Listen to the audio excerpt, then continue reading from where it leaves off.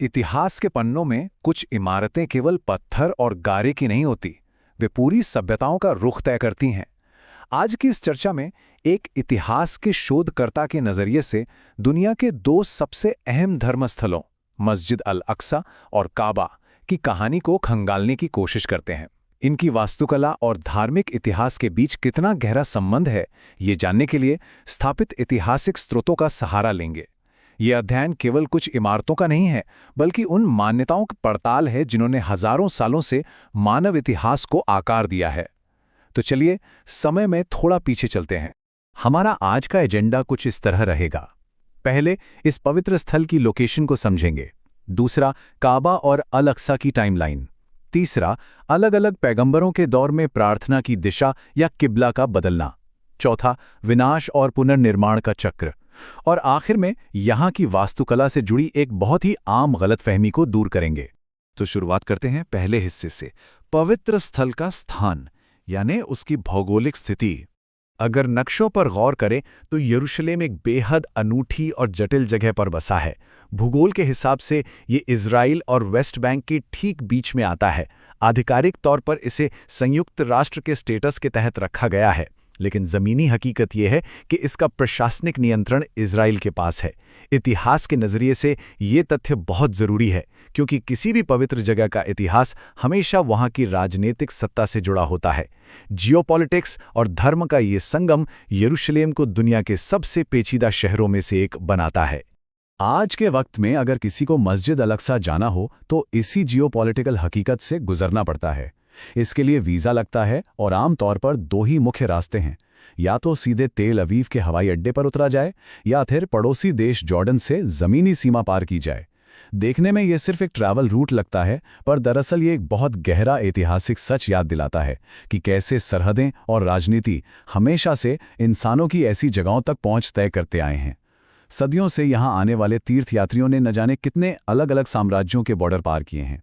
खैर, भूगोल से निकलकर अब अपने दूसरे हिस्से पर आते हैं, काबा और अल अक्सा की ऐतिहासिक टाइमलाइन। इतिहास की गहराइयों में जाती ही एक बहुत ही बुनियादी पर उतना ही दिलचस्प सवाल हमेशा उठता है, इन दोनों प्रतिष्ठित स्थलों में से आखिर सबसे पहले कौन सा बनाया गया था? यह जानना सिर्फ वास्तुकला के लिए ही जरूरी नहीं है, बल्कि इसलिए भी अहम है ताकि यह समझ आए कि आस्था का सबसे पहला केंद्र कहाँ स्थापित हुआ था। इस रहस्य का जवाब प्राइमरी ऐतिहासिक स्रोतों, खास तौर पर इस्लामिक परंपराओं में मिलता है। एक बहुत ही मशहूर ऐतिहासिक दस्तावेज है अबू ज़र का वृत्तांत, जिसमें साफ दर्ज है कि जब पैगंबर से पूछा गया कि ज़मीन पर पहली मस्जिद कौन सी थी, तो उन्होंने जवाब दिया मस्जिद अल हराम यानी काबा, और उसके बाद मस्जिद अल अक्सा। रिकॉर्ड्स का यह हिस्सा इस बात की तस्दीक करता है कि आस्था का पहला आर्किटेक्चरल केंद्र मक्का में स्थापित हुआ और फिर बाद में वो यरूशलेम तक फैला। उसी ऐतिहासिक परंपरा में एक बहुत ही खास नंबर का जिक्र आता है और वो है 40। दोनों स्थलों की नींव रखे जाने के बीच पूरे 40 साल का फासला था।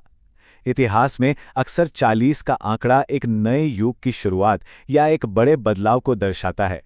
यह सिर्फ एक संख्या नहीं है, बल्कि एक पूरी पीढ़ी के विकास का समय है जो इन दोनों जगहों की शुरुआती और गहरे जुड़ाव को प्रमाणित करता है। अब इस टाइमलाइन को थोड़े व्यापक नजरिए से देखते हैं। शुरुआती इंसानों द्वारा पहली नींव रखे जाने के सदियों बाद पैगंबर इब्राहिम ने मक्का में काबा का ऐतिहासिक पुनर्निर्माण किया। लेकिन जो बात सबसे ज्यादा ध्यान खींचती है वो इसके बाद का पड़ाव है। इब्राहिम द्वारा काबा बनाए जाने के लगभग 1000 साल बाद, जी हां, एक पूरी सदी नहीं बल्कि एक पूरे सहस्त्राब्दी बाद, पैगंबर सुलेमान ने यरूशलेम में अल अक्सा का पुनर्निर्माण किया। एक इतिहासकार के तौर पर यह समानांतर विकास देखना वाकई हैरत अंगेज है कि कैसे अलग अलग दौर में इन जगहों को आध्यात्मिक केंद्रों के रूप में दोबारा जिंदा किया गया। इसी के साथ आते हैं अपने तीसरे हिस्से पर, पैगंबर और किबला। किबला यानी प्रार्थना की दिशा इतिहास में कभी भी एक समान नहीं रही। इस मैट्रिक्स पर ध्यान दीजिए। इब्राहिम से लेकर मूसा तक के दौर में प्रार्थना हमेशा काबा की तरफ होती थी, लेकिन जब पैगंबर सुलेमान ने अल अक्सा का इतना बड़ा और शानदार निर्माण किया तो एक बहुत बड़ा ऐतिहासिक बदलाव आया। आने वाली कई पीढ़ियों के लिए किबला बदलकर यरूशलेम की तरफ हो गया। ये दिखाता है कि उस वक्त के नए निर्मित केंद्रों के हिसाब से धार्मिक प्राथमिकताएं कैसे अपना रुख बदलती थीं। और ये दिशा का बदलना पैगंबर मोहम्मद के दौर में भी बहुत स्पष्ट रूप से रिकॉर्ड किया गया है। इतिहास बताता है कि जब मक्का से मदीना की तरफ ऐतिहासिक प्रस्थान या हिजरत हुई, तब एक बड़ी भौगोलिक चुनौती सामने आई। मक्का में रहते हुए एक ही दिशा में मुंह करके दोनों की तरफ प्रार्थना करना मुमकिन था, पर मदीना पहुंचने पर ऐसा करना नामुमकिन हो गया। नतीजतन ऐतिहासिक रिकॉर्ड बताते हैं कि समुदाय ने पूरे 17 महीने तक मस्जिद अल अक्सा की तरफ मुंह करके प्रार्थना की, और ठीक 17 महीने बाद किबला स्थायी रूप से वापस काबा की तरफ मुड़ गया। आगे बढ़ते हैं चौथे पॉइंट की तरफ, विनाश के चक्र यानी साइकिल्स ऑफ डिस्ट्रक्शन। यरूशलेम की इस जमीन ने जितनी ऐतिहासिक उथल-पुथल देखी है, उतनी शायद ही किसी और ने देखी हो। कहा जाता है ना, इतिहास खुद को दोहराता है। वास्तुकला के रिकॉर्ड तबाही और पुनर्निर्माण का एक पूरा चक्र दिखाते हैं। सुलेमान द्वारा बनाई गई मूल इमारत को सबसे पहले बेबीलोनियन राजाओं ने तबाह किया, फिर फारसी साम्राज्य के सहयोग से इसे दूसरे मंदिर के रूप में फिर से बनाया गया। ईसा मसीह के दौर के लगभग 40 साल बाद टाइटस के नेतृत्व में रोमन सेना ने इसे फिर से मलबे में तब्दील कर दिया, और आखिर में 7वीं शताब्दी आते आते खलीफा उमर द्वारा इस स्थान को साफ करके एक मस्जिद के रूप में स्थापित किया गया। ये बार बार बनना और मिटना इस जमीन के बाहरी सामरिक महत्व का सीधा प्रमाण है।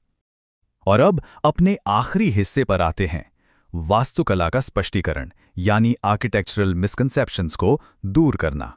बार बार हुए इस पुनर्निर्माण की वजह से आज के वक्त में एक बहुत बड़ी गलतफहमी पैदा हो गई है, जिसे ऐतिहासिक रूप से साफ करना बिल्कुल जरूरी है।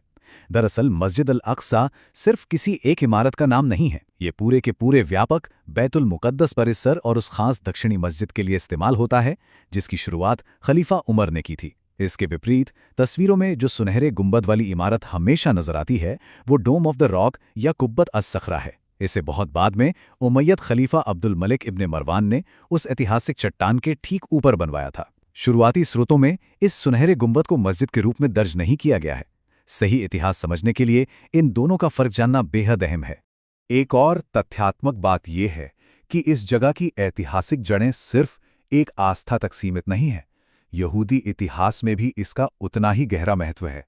उनके ऐतिहासिक ग्रंथ ठीक इसी स्थल को सुलेमान के मूल मंदिर के स्थान के रूप में मान्यता देते हैं, जिसे रोमनों ने भारी नुकसान पहुंचाया था। और इसी इतिहास के चलते आज भी कुछ समूहों में ठीक उसी जगह पर एक तीसरा मंदिर बनाने की एक मजबूत आधुनिक महत्वाकांक्षा मौजूद है। दोनों पक्षों के इन समानांतर ऐतिहासिक दावों को निष्पक्ष रूप से जाने बिना इस क्षेत्र का इतिहास समझना पूरी तरह अधूरा है।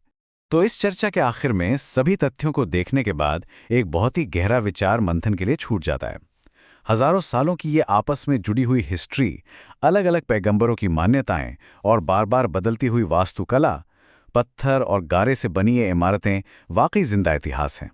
लेकिन क्या आने वाले वक्त में ये जटिल विरासत भविष्य में आधुनिक दुनिया को ऐसे ही आकार देती रहेगी, या इतिहास में शांति का कोई नया अध्याय लिखा जाएगा?